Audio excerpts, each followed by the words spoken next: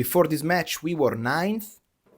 Guess what? Now we are 9th. Ladies and gentlemen, post-match reaction after seeing one of the most boring match that probably I ever seen, Genoa against AC Milan. We were playing in Genoa in a rainy day. Milan won 2-1. But how did they win? We're going to talk about this in this post-match reaction. Make sure to subscribe and put a like to the channel of the old Rossonero that is wearing, link down below, solo la maglia jersey, because hoodie in this case, because this is the only thing that we got left this season. Only the colors, only the badge. Interesting to know that the next year even they're going to change a little bit the colors of the logo. But hey, as always, as we do as a tradition on this channel, when we win, when we lose, the post-match reaction, it is raw emotions, and we don't talk about what's going on upstairs, what's going on with Furlani, with the sport director that is literally taking longer than choosing the new pope. So that will be interesting.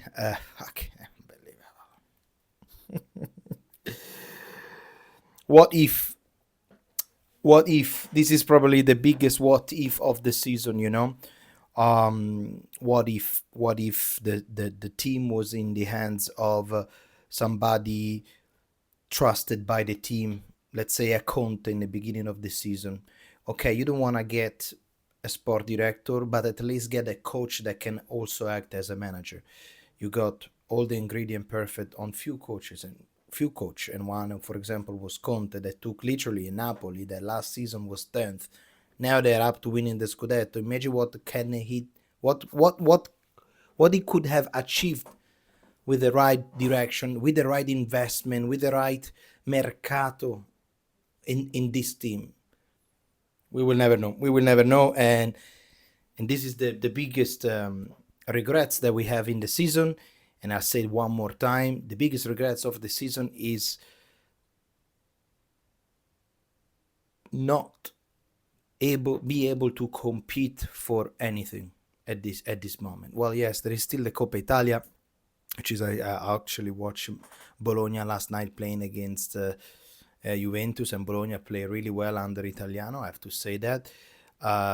Juve was lucky to finish the match just 1-1 because they really pushed very hard. But well, we will see, guys. We will see, because the only thing that we got left is the Coppa Italia and the Campionato. We are using it as a training, you know, to see what is going on. Can we play Loftus-Cheek on the left? Can he play as a midfielder? Is Jimenez fine on the right side? Is Jovic actually our number 9? Is the solid defense, our defense at 3? It is okay. A million of questions. So we are literally using the Campionato for understand. You know, it doesn't really matter winning, losing at this point. You are 9th. You win everything, you're 9. You lose everything, you're 9th. So it doesn't matter. The only negative things about tonight, it is the Rafa Leao got a yellow card, guys. Rafa Leao got a yellow card, which means that he is going to miss the match on Friday night against Bologna in San Siro, because yes, we're gonna face Bologna in few days. Literally, yes. In 5 days, we're gonna face them twice. We're gonna face them one time on this Friday. Today's Monday. This Friday in San Siro without Rafa Leao, and then we're gonna face them on Wednesday in Roma with Rafa Leao, of course. Okay, so Rafa Leao, actually, it was not supposed to play at least the first half. What happened is, instead of Rafa Leao, Conceição wanted to play Ruben Loftus-Cheek, which is, in my opinion, was a little bit strange, because, you know, Ruben Loftus-Cheek has been out for months. Last match against Venezia played 10 minutes, and he was a starter, and I guess he wanted to play as a starter because Ruben Loftus-Cheek, being a little bit more physical, wanted to, especially playing in Genoa, he knew, and Milan knew, that Genoa is going to try a lot of cross, a lot of free kick, it was a very physical game, to be fair. Very boring but very physical game, and in my opinion, yeah, it could have been a great option. Unfortunately, however, Fofana is being injured in minutes 26, 27. And of course, when you have a final, the only trophy that, well, the most important match of the season so far is so far. Well, I don't know how to structure this sentence. Just you know what I mean. The final of Coppa Italia against Bologna. Of course, when you have a midfielder that is on the ground and it's limping, of course you wanna change it. So Fofana came out and Conceição played Leao substitute for Fofana. That meant Loftus-Cheek plays in a midfield. As we perfectly know on this channel, Ruben Loftus-Cheek is not really a central midfielder, and the reality hit us very, very hard, especially after the substitution of Fofana and until Genoa fully deserved the first goal. We don't have a midfielder. We don't have a midfield. Midfield in Milan, it is horrendous. It is horrendous. We have great midfielder, which is TG Render, of course, but I see him more play in a system with somebody a little bit more solid, like again, like Ekesi, Tonali, Fofana, of course, and but Ruben Loftus-Cheek cannot be played. He's not a CC. He's not a CC. He's not central midfielder. He has to be play. He's on the CM. He's a yeah. He has to play a little bit ahead, just as a second, even as a second striker. If you remember well, Pioli, there was in his first season and only season that Loftus-Cheek and Pioli they played together, which is last year. Loftus-Cheek was playing as a midfielder, as a second striker sometimes. And the match that he plays as a second striker, I remember that he scored twice against Torino in San Siro. I remember that great match. But he's not a midfielder. Again, he's not a defensive midfielder. Other than that, let's say that Milan played with the three defenders, and now we can all agree that it's gives us much more balance with Pavlovic, Tomori, and Gabbia. Mike Magnan, guys, let me say something about Mike Magnan, because on the first half he saved a goal that was already made, and only few goalkeeper can do that. We see what is going on with lately in Serie A, lately in Champions League, with some of the goals that they concede the goalkeeper. They're just looking at the ball going down without even trying. Meanwhile, Mike, it's a cat. He always able to jump and save the ball to go in until the last minute. And he's been fantastic, and he should be renewed as soon as possible. Now, I also want to say another words on Rafa Leao.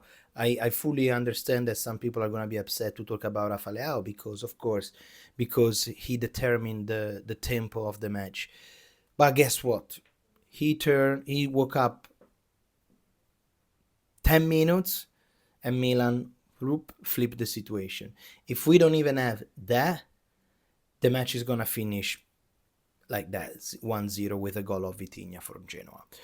Meanwhile, Rafa Leao, it is the player that still in a normal environment, in a competition environment, in a competition environment, which is supposed to be Milan always fighting to try to get into European competition. Rafa Leao is that player that if you fully lock the defense with Mike Magnan as well, he can give you the extra, which is the combination that worked for us for the Campionato, for the Coppa. How it went really well. The frustrating part about, and then I wrote some notes here, of course. The frustrating part, in my opinion, of the match, beside that it was the midfield was completely missing on the first half until, I will not even say until Vitinha's goal, but until minute 70, when actually Milan start playing, okay, now we want to concede a goal. There was no soul in the match. in general for both team. I know that was raining really, really strong, and that's I have to say that you can see the control of even some of our best players. That the first touch is incredible, like Christian Pulisic. It was a little bit, it wasn't perfect, and this is because of the rain. And because of the field, I'm fully aware of it. But Milan until minute 70 didn't show anything. I don't even remember if they actually shoot one time, and I don't remember a big save from the goal of what's his name, the goalie of Genoa. It was really horrible. It was not a fun match to watch. Luckily, I was a little for the I was having dinner. I was watching a TV series, and in the meantime, I was also watching Milan, looking a little bit because it was extremely boring. It was not like a match like Barcelona Inter that you're like, oh my god, what is going on? It was extremely boring, and the thing that left me a little bit not upset, disappointed is that even even after conceding a goal, that clearly you see that the team doesn't have the spirit to freaking let's go. Conceição waited another 10 minutes before do the first substitution. And in my opinion, it is too late because in those 10 minutes, it could have happened anything. It could have happened that Genoa scored another goal. It could have happened that we got a red card. It could have happened a million of things that was out of our control. And especially if you're Milan and you see that the first freaking 65 minutes of the match, you should probably one time. Maybe if you consider goal, it's a time to say, okay, now we are all attack. Now, all I can say about tonight, because of course when Milan wins, we can't complain too much, but Milan was extremely lucky tonight. Milan was extremely lucky. I am when I'm talking about Milan, I'm always very objective. I'm not trying to be overhyped for a victory against Venezia, against Udinese, and against who we play tonight, Genoa. I don't really care. These are matches that Milan should eat for breakfast. Okay, all I'm trying to say here is that fuck, I forgot what I want to say. I forgot what I want to say. I forgot what I was saying. Oh, I hate this. Should I remake the video? No, okay, I got it. All I was trying to say is that um, Milan, for example, tonight didn't, in my opinion, didn't deserve the victory. Tonight was a 1-1. Okay, this Milan here playing like this, it should be a draw. The only fault of Genoa was that after they conceded the first goal, psychologically they collapsed, leaving Milan to score another goal, and after that they didn't react at all. That's why they are on the second half of the they are on the second part of the Serie A, on the second group. And meanwhile, a match, for example, like the match that we saw against Inter, freaking hell, now we are talking. The match that we saw against Inter, the 3-0, it was a match that the team worked together, communication, chemistry, right substitution at right time. It was perfect match, and we played it.